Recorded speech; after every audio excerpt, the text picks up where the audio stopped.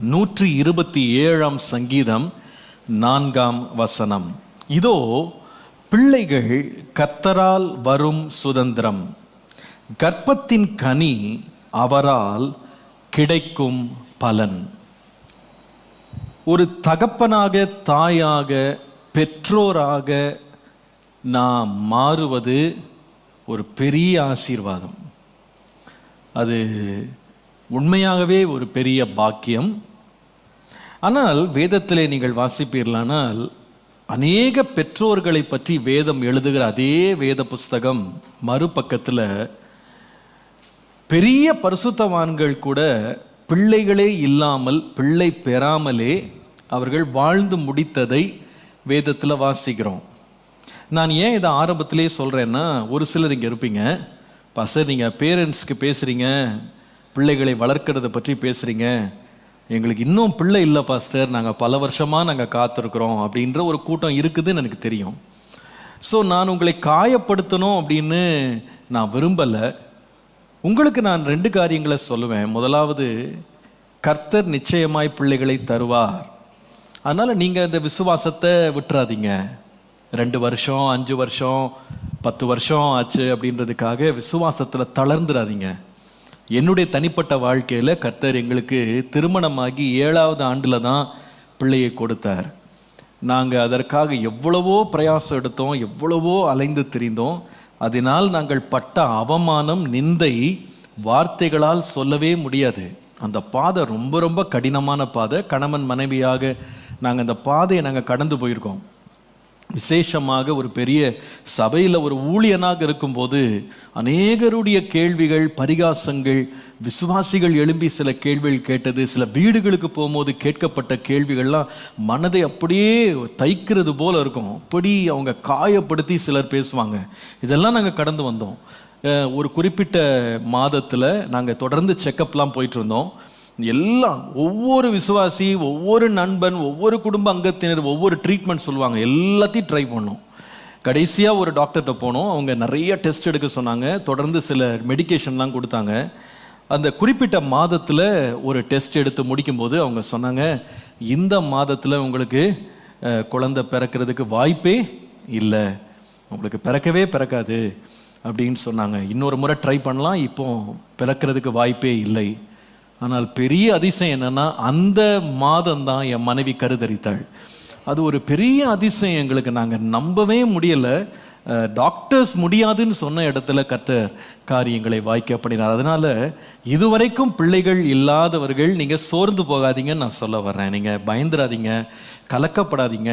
சந்தோஷமாகவும் விசுவாசத்தோட நம்பிக்கையும் கர்த்தரை தேடுங்க. இன்னொரு கூட்டம் இருக்குது, பாஸ்டர் எங்களுக்கு பிள்ளை பாக்கியமே எங்களுக்கு இல்லை, அவர்களை பற்றிய வார்த்தை என்ன அப்படின்னு கேட்டிங்கன்னா, நான் இன்றைக்கு சாயங்காலம் யோசிச்சுட்டு இருந்தேன். சில பெரிய பரிசுத்தவான்கள் தங்கள் வாழ்க்கையில் அவருடைய முதிர் வயது வரைக்கும் பிள்ளைகள் இல்லாமலே மரித்திருக்கிறார்கள்.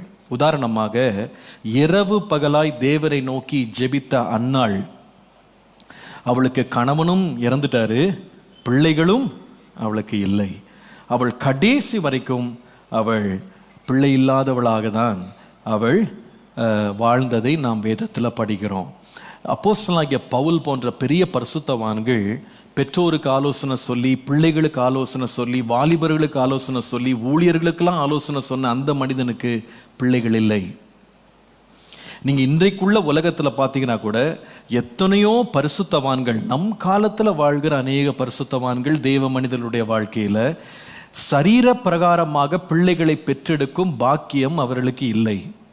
அவர்களுக்கு அந்த கிருபை, அந்த தயவை தேவன் பாராட்டவில்லை. ஆனால் அப்போஸ்தலனாகிய பவுல் இதை குறித்து எழுதும்போது ரொம்ப ஆச்சரியமாக இருக்கிறது. 1 கொரிந்தியர் 4:15 வாசிக்கும் போது அவர் சொல்லுகிறார், கிறிஸ்துவுக்குள் 16,000 உபாத்தியாயர்கள் உங்களுக்கு இருந்தாலும் தகப்பன்மார் அநேகர் உங்களுக்கு இல்லையே. 1 கொரிந்தியர் 4:15. கிறிஸ்து இயேசுவுக்குள் சுவிசேஷத்தினால் நான் உங்களை என்ன செய்தேன்? பெற்றேன்.